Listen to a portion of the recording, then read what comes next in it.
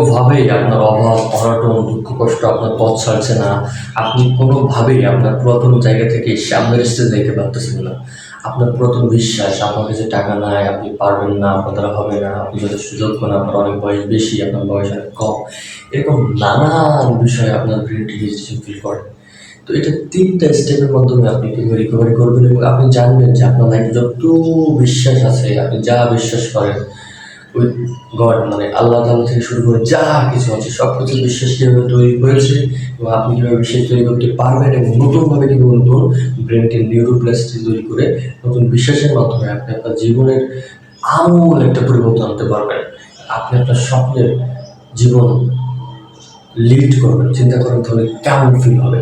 So সেটার জন্য করণীয় হচ্ছে আমাদের পাওয়ার অফ বিলিভ এই সেশনটা খুব ডিপলি দেখা, পারলে নোট দিলে অনেক বেশি ইফেক্টিভ হবে। কারণ আমার কাছে যে রিসোর্স আছে রিসোর্সটা বিষয়ে আপনার শেয়ার করবো। চলেন 3টা স্টেপ, পাওয়ার অফ বিলিভ সেশনের 3টা স্টেপ। তাদের আত্মবিশ্বাস কম তাদের জন্য আত্মবিশ্বাস মজবুত করার শেয়ার টেকনিক, এবং আমি বলবো যে লাস্ট টেকনিক এটা। তো প্রথমে কি বিশ্বাস তৈরি করার জন্য 3টা স্টেপ। প্রথম স্টেপ হচ্ছে ইনফরমেশন বা তথ্য।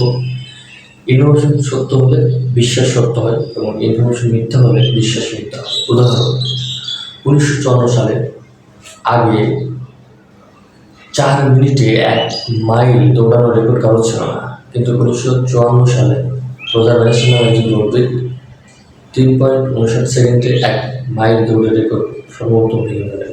ঠিক তার পরের বছর 1955 সালে 137 জন রোজার ব্যারিস্টার রেকর্ড ভেঙে ফেলেন। যখনই সত্য ইনফরমেশন পেলেন সবাই সেটা সহজে করতে পারলেন, কারণ সত্য ইনফরমেশন প্রবল আত্মবিশ্বাস তৈরি করে মনের মধ্যে। যত আবিষ্কার আছে, প্রথমে যে আবিষ্কার করেছে তার জন্য অনেক কঠিন, কিন্তু পরে যারা আবিষ্কার করেছে তার জন্য তুলনামূলক অনেক সহজ। তো দুটি বিষয় ইনফরমেশন বের করার জন্য নোট করতে পারেন।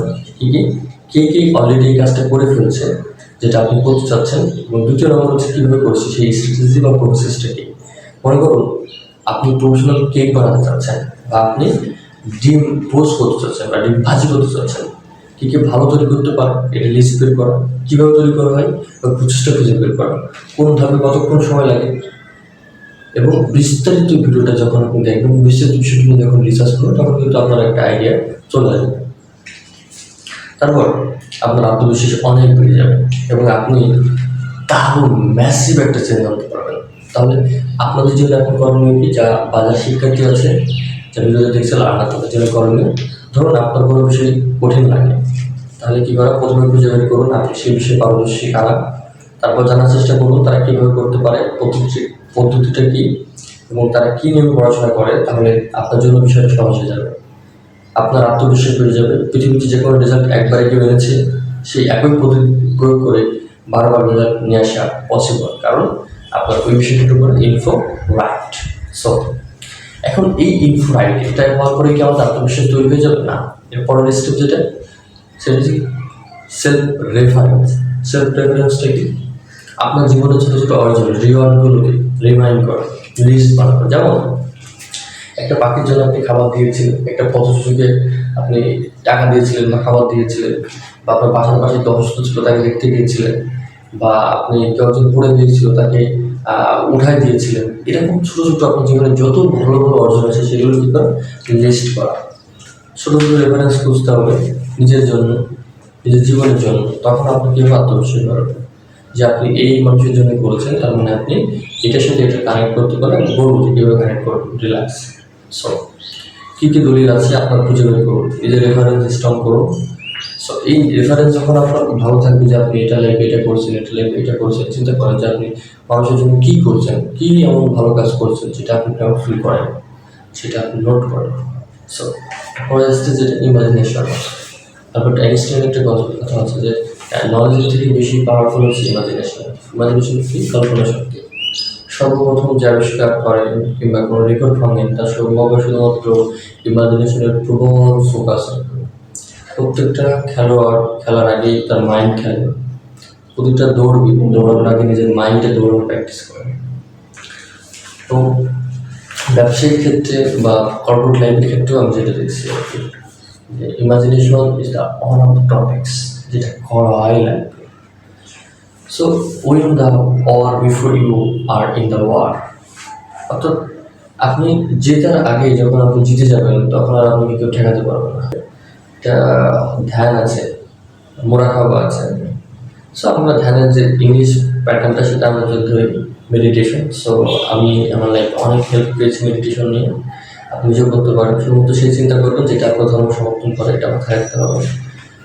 কেন মেডিটেশনটা কাজ করে? মানুষের বডি ইন্টিরিয়রের মতো। আগেকার সময়কার টিভি ছবিতে যেমন ইন্টিরিয়র নাড়িয়ে ছবিটা ক্লিয়ার করা হতো, ঠিক একইভাবে মানুষের শরীরও তেমন আর কি আমাদের বডিতে যেমন ফ্রিকোয়েন্সি মেক হয়, ঠিক আছে? আমরা যত বেশি ইমাজিনেশন ক্লিয়ার করবো তত বেশি আমাদের পিকচার ক্লিয়ার হলে আমাদের বডি অ্যাকশন নিতে মুভ করবে এবং আমাদের বডির প্রয়োজনীয় হরমোনাল কেমিক্যাল রিলিজ হবে। সো এটা আপনি নামাজের পরে চোখ বন্ধ করে বসে করতে পারেন, অনেক বেশি ভালো হয়, ঠিক আছে? সো আপনি এই বিষয়টা নিয়ে অনেক ইউটিউবে ভিডিও পাবেন, টিউটোরিয়াল পেয়ে যাবেন। যদি আমার প্রয়োজন হয় যে আমি ভিডিও করবো, সেটা কমেন্ট করতে পারেন, আমি নিজেও ভিডিও করে আপনাকে দিয়ে দেবো। তাহলে আপনি কীভাবে শিওর হবেন যে আপনার ব্রেনটে সাবকনসিয়াস মাইন্ডটা প্রোগ্রামিং হয়ে গেছে? আপনার ইমাজিনেশন এতটাই ক্লিয়ার হবে যে আপনার শরীরের পশম দাঁড়িয়ে যাবে, শরীরে কাঁপুনি উঠবে, হার্টবিট বেড়ে যাবে, চোখে পানি চলে আসতে পারে। তখন আপনি শিওর হবেন যে আপনার স্বপ্ন, চাওয়া বা কল্পনা সাবকনসিয়াস মাইন্ডে অ্যাক্টিভ হয়ে গেছে। সো এই যে স্বপ্ন, চাওয়া বা কল্পনা, এটা কিন্তু আপনি প্রেজেন্টে দেখতে হবে। এই মুহূর্তে আপনি এই ফিউচারে যে চাচ্ছেন, সেটা যদি এখন আপনি দেখতে পারেন, তখনই কিন্তু এই বিষয়টা ফিল হবে। এটা নিয়ে ডিপলি একটা প্রফেশনাল ভিডিও দরকার। সো ইউটিউবে অনেক ভিডিও পেয়ে যাবেন। যদি বুঝতে অসুবিধা হয় আমাকে জানান, আমি নিজেই ভিডিও করে আপনাকে দিব। সো মানুষের মনে শুধু কষ্ট বা সুখ, পেইন বা প্লেজার, স্মৃতিটা মনে থাকে, এছাড়া আর কিছু মনে থাকে না। সো আমার শিক্ষার্থীরা কেন মনে রাখতে পারেন না? তার কারণ হচ্ছে আমরা ফিল করতে পারি। সো ফিল না করার কারণে কিন্তু আমরা আসলে ওই জিনিসটা হারাই পারি। প্রতিটা চাওয়ার সাবকনসিয়াস মাইন্ডে হিট করতে হবে, 100% ক্লিয়ার ইমেজ দেখুন এবং শুনুন এবং অনুভব করুন। ভুল বিশ্ব যদি তৈরি হয়, যেমন কালো বিড়াল সামনে পড়লেও অলক্ষণে, পেছনের থেকে ডাকলে অলক্ষণে, জোড়া কলা খেলে জমাট বস্তা হয়, কত ধরনের কুসংস্কার আছে, এগুলোর স্টাইল না থাকার কারণে আমাদের কী হয়? আমাদের ভুল বিশ্বাস তৈরি হয়। সেই ভুল বিশ্বাস ভাঙার নিয়ম কি? এটা যেন আবার আল্লাহ তাআলার ক্ষেত্রে করবেন না, এটা সতর্ক মানে। এছাড়া সবার ক্ষেত্রে আপনি করতে পারেন, তবে পজিটিভ ক্ষেত্রে করবেন না। আমি বলে দিচ্ছি ডিটেলসে। ভুল বিশ্বাস ভাঙার নিয়ম, কে বলেছে, কি ভিত্তি আছে, কোথা থেকে এসেছে। অর্থাৎ মূল কাজ হচ্ছে ডাউট বা সন্দেহ তৈরি করা। তাহলে ইনশাআল্লাহ ভুল বিশ্বাস ভেঙে যাবে। আল্লাহ সৃষ্টিকর্তা সম্পর্কে ডাউট প্রশ্ন করবেন না, পজিটিভ বিশ্বাসে ডাউট প্রশ্ন করবেন না। অনেকেই বলেন যে আমি পারবো না, তাহলে আপনি পারবেন। পারবেন না মানে আপনিই পারবেন। কে বলেছে আপনি পারবেন না? করে দেখিয়ে দেন আপনি পারবেন। আপনি আসলে মখলুকাত, আপনি সৃষ্টির সেরা, আপনি জন্মগতভাবে বিজয়ী। 800 কোটি মানুষের মধ্যে আপনি সেরা। চেষ্টা করুন, একবার না হলে 10 বার, 10 বার না হলে 100 বার, 1000 বার করুন। টমাস আলভা এডিসন আবিষ্কার করার জন্য 1000 বার চেষ্টা করেছিলেন। তাকে একবার সাংবাদিককে জিজ্ঞেস করেছিলেন, আপনি যে বাল্ব আবিষ্কার করলেন তারপর 1000 বার ব্যর্থ হয়েছিলেন, এবার আপনার অনুভূতি কি? তো টমাস আলভা এডিসন উত্তর দিয়েছিলেন, আমি 1000 বার ব্যর্থ হইনি, আমি বাল্ব লাইট 1000 স্টেপের মধ্যে দিয়ে আবিষ্কার করেছি। অর্থাৎ never tell someone else opinion about you becoming reality. অন্যের মতামত আপনার ব্যাপারে যে আপনি পারবেন না, এটা কখনোই বাস্তব হতে পারবে। কারণ এইটা যদি একবার বাস্তব হয়ে যায় তাহলে লাইফটা পুরো হেল হয়ে যাবে আপনার। সো শিক্ষার্থীর জন্য টিপস কি?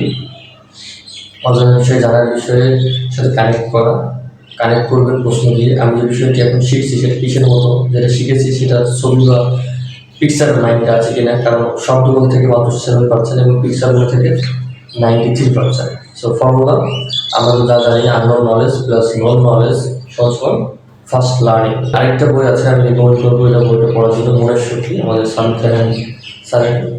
সো মনের শক্তি বইয়ের